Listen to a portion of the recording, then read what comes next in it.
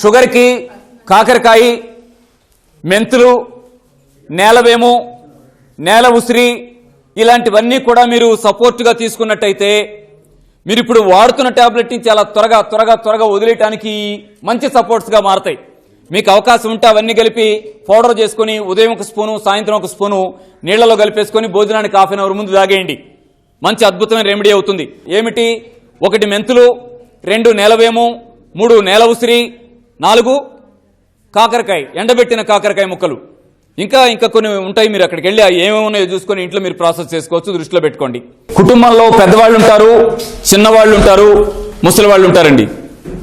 వీళ్ళు ఈ డైట్ ని పాటించేటప్పుడు తీసుకోవాల్సిన జాగ్రత్త ఏంటంటే, పెద్దవాళ్ళు ముసలి వాళ్ళు వదిలేయండి. పసిపిల్లలు ఉంటే ఇప్పుడు 2 గ్లాసులు వాళ్ళతో నీళ్లు తాగిద్దామని చూడకండి. 2 గ్లాసుల దగ్గర వాళ్ళకు 10 ఏళ్ళు, 12 ఏళ్ళు, 14 ఏళ్ళు ఉంటే 1 గ్లాస్ తాగించండి. కాదు మరీ చిన్నపిల్లలు అనుకోండి, వీళ్ళని బట్టి ఆ గ్లాసా, అర గ్లాసా అట్లా జాగ్రత్త చేయండి తప్ప గ్లాసులు తాగాలనుకొని తాగించొద్దు. ఓకేనా?